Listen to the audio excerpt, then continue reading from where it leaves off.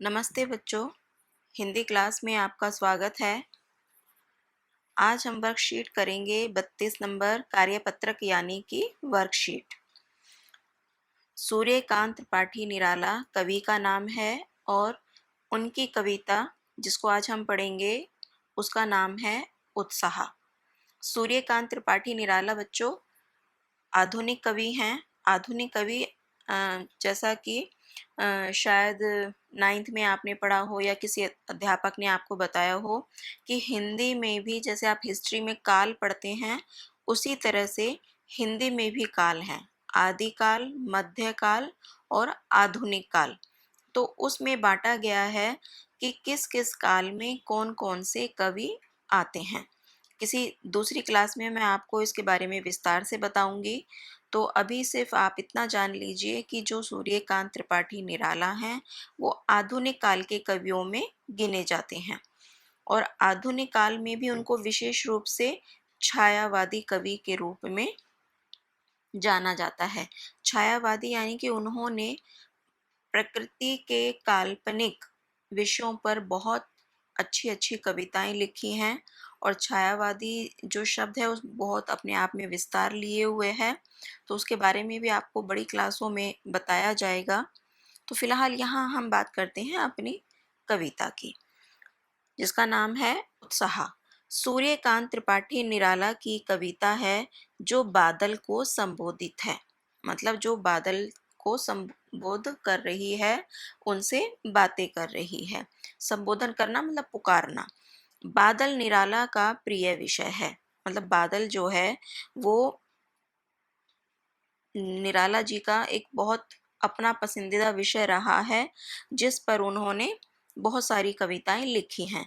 कविता में बादल एक तरफ पीड़ित प्यासे जन की आकांक्षा को पूरा करने वाला है, तो दूसरी तरफ वही बादल नई कल्पना और नए अंकुर के लिए विप्लव और क्रांति चेतना की ओर भी संकेत करता है। कवि निराला जीवन को व्यापक और समग्र दृष्टि से देखते हैं। सामाजिक क्रांति या बदलाव में साहित्य की भूमिका महत्वपूर्ण होती है। इस कविता के माध्यम से इस बात को समझा जा सकता है। बेटे, कविता का अर्थ समझाने से पहले आप जो ये नीचे देखिए शब्द मित्रता, यानी कि हमें नए शब्दों से मित्रता करनी है। तो पहले हम ये समझ लेते हैं ताकि आपको कविता समझने में आसानी हो। धाराधर इसका मतलब होता है बादल। ललित माने सुंदर। उर माने हृदय। वज्र माने बिजली। नूतन माने नई। विकल माने व्याकुल। उन्मन माने अनमना उदास। निदाघ माने गर्मी। सकल माने सभी। घन माने बादल। तप्त धरा यानी कि तपी हुई धरती। तो चलिए अब चलते हैं कविता पर। कविता पढ़ने से पहले बेटे थोड़ा सा हम इसको आपस में रिश्ता इसका समझ लें कि यहाँ पर कवि जो है बादलों को संबोधित कर रहा है, जो हमें प्रत्यक्ष दिखाई दे रहा है, मतलब अपने सामने दिखाई दे रहा है, लेकिन इसके पीछे अगर हम कहें तो वह हमारे युवाओं को संबोधित कर रहा है। युवा यानी कि जवान, युवती और युवक, जो कि देश में अपनी क्रांति से और अपने विचारों से समाज में बदलाव कर सकते हैं। किस प्रकार? जिस प्रकार बादल बरसात करके धरती पर एक नया चेंज लाते हैं, क्योंकि नए नए अंकुर उगते हैं और धरती पर परिवर्तन होता है, सूखी धरती फिर से हरियाली हो जाती है। तो ये दोनों संबंध एक साथ चलेंगे यहाँ पर। तो चलिए, बादल गरजो घेर घेर घोर गगन धराधर ओ। निराला जी कहते हैं कि हे बादल, तुम जोर से गरजो और पूरे गगन को यानी आकाश को घेर लो। हे बादल, धाराधर माने बादल, कि हे बादल तुम बहुत जोर से गरजो और गरज गरज कर पूरे आकाश को घेर लो। ललित ललित काले घुंघराले बाल कल्पना के से पाले। बरसात से पहले जब आपने भी देखा होगा कि जब काले काले बादल आकाश में होते हैं तो वो हमें बड़े सुंदर दिखाई देते हैं। उसमें हमें नई नई कल्पनाएं दिखाई देती हैं, नई नई इमेज दिखाई देती हैं और कभी कभी ऐसे लगते हैं कि जैसे वो बच्चों का छोटा रूप है, क्योंकि बड़ा रूप कब होता है, जब वो बरसात करते हैं। लेकिन बरसात से जब वो काले काले बादल होते हैं तो वो उनका बचपन का रूप होता है। बाल कल्पना के से पाले। विद्युत छवि उर्मे कवि नव जीवन वाले, वज्र छिपा नूतन कविता, फिर भर दो बादल गरजो। तो कवि कहते हैं कि जो ये काले काले बादल हैं वो किस तरह से हैं अभी, जैसे कि छोटे बच्चे, लेकिन उन छोटे बच्चों में यानी कि युवाओं में उनके अंदर क्या है, विद्युत छवि उर्मे, उनके हृदय में जो है एक बिजली छिपी हुई है।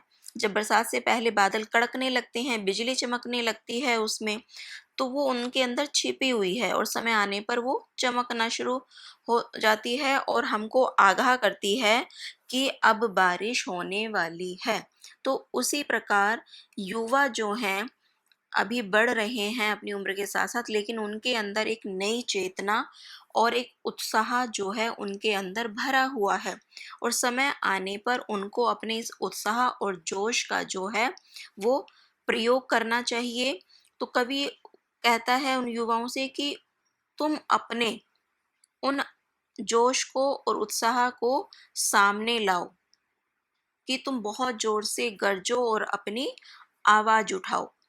विकल विकल उन्मुन थे उन्मन, मतलब बादल को गरजने से पहले या फिर युवाओं को आगे आने से पहले क्यों तैयार होना पड़ता है, क्योंकि सारी जो दुनिया थी वो व्याकुल थी, परेशान थी और अनमनी और उदास थी।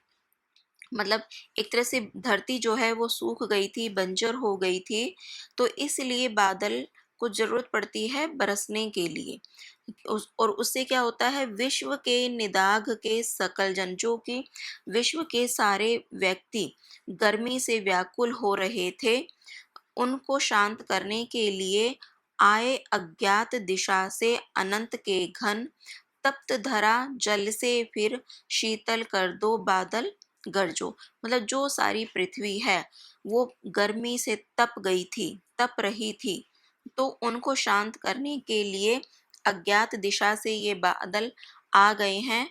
और कवि कहता है कि हे बादल, तुम इतनी जोर से गरजो और इतनी जोर से बारिश करो कि सब जगह ठंडक हो जाए, शीतल कर दो यानी कि सब जगह ठंड कर दो। उसी प्रकार यहाँ पर युवा को निराला जी उत्साह दिला रहे हैं कि हे युवक, हे युवतियां, कि तुम अपने नए विचारों से, अपने क्रांति के विचारों से सामने आकर अपने विचारों को सामने रखो और समाज में जो फैली हुई बुराइयां हैं या जिनसे जो मानस है, मनुष्य हैं, व्याकुल हैं, उनमें बेचैनी है, तो अपने विचारों से क्रांति लाकर इस समाज में तुम एक शीतलता प्रदान कर दो और सारे समाज को शांति में बना दो। तो बेटे ये है कविता का पूरा आपका अर्थ, जो कि आप अच्छी तरह से समझ गए होंगे। तो चलिए अब चलते हैं इसके प्रश्न उत्तर की तरफ। पहला प्रश्न है कि क्या आप अनुमान लगाकर लिख सकते हैं कि कवि ने बादल बरसने के स्थान पर गरजना शब्द का प्रयोग क्यों किया है। तो यहाँ बेटे हम इसका उत्तर इस प्रकार दे सकते हैं कि कवि ने बादल बरसने के स्थान पर गरजना शब्द का प्रयोग इसलिए किया है कि अगर बादल बिना गरज के बरस जाते हैं तो कोई भी ध्यान नहीं देता है उनकी तरफ और ना ही लोगों में उत्साह का संचार होता है। जब बादल बरसने से पहले गरजते हैं तो सब लोगों को, सारी पृथ्वी को पता चल जाता है कि अब बादल बरसने वाले हैं और एक नया परिवर्तन आने वाला है। तो इसीलिए यहाँ पर बरसने के स्थान पर उत्साह भरने के लिए, लोगों में उत्साह का संचार करने के लिए गरजने का शब्द का प्रयोग किया है। प्रश्न दूसरा है, कविता का शीर्षक उत्साह क्यों रखा गया है। यहाँ पर कवि ने कविता का जो शीर्षक है वो उत्साह इसलिए रखा है क्योंकि वह लोगों के मन में एक नए उत्साह का संचार करने वाले हैं कि जो समय चल रहा है व्याकुलता वाला, बेचैनी वाला, अगर समाज में अच्छे विचारों से क्रांति होगी तो लोगों में उत्साह जगेगा। एक नए परिवर्तन की आस में लोगों में उत्साह जगाने के लिए कवि ने इसका नाम उत्साह रखा है। प्रश्न तीसरा, शब्दों का ऐसा प्रयोग जिससे कविता के किसी खास भाव या दृश्य में ध्वन्यात्मक प्रभाव पैदा हो, नाद सौंदर्य कहलाता है। नाद होता है बेटे एक बजाने का यंत्र होता है। बहुत बड़ी ढोलक को हम नाद कहते हैं, तो उससे बहुत तेज आवाज गूंजती है। तो उसी प्रकार के गूंजने की आवाज जहाँ शब्दों में सुनाई देती है तो उसको हम नाद सौंदर्य कहते हैं। भाषा में बहुत सौंदर्य छिपा हुआ है बेटा। तो यहाँ पर जैसे गरज गरज, बरस बरस, है ना, ऐसे शब्द हैं तो इनमें नाद सौंदर्य है, एक गूंज आती है इन शब्दों में उत्साह की। तो इस कविता में ऐसे कौन कौन से शब्द हैं जिनमें नाद सौंदर्य मौजूद है? तो ये बच्चों आप छांट कर लिखेंगे क्योंकि हिंट दे दिया गया है। तो प्रश्न चौथा है गतिविधि यानी आपको एक्टिविटी जो करनी है इससे संबंधित। बादल के आने और उनके बरसने पर प्रकृति में जो परिवर्तन दिखाई देते हैं उन्हें अपने अनुभव के आधार पर लिखिए। तो ये सब परिवर्तन तो आपने सबने देखे हैं। तो क्या परिवर्तन होते हैं?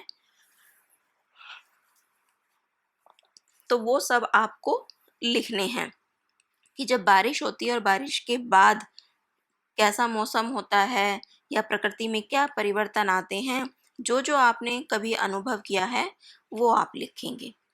तो ये आपकी वर्कशीट पूरी होती है। फिर जल्द मिलेंगे। धन्यवाद।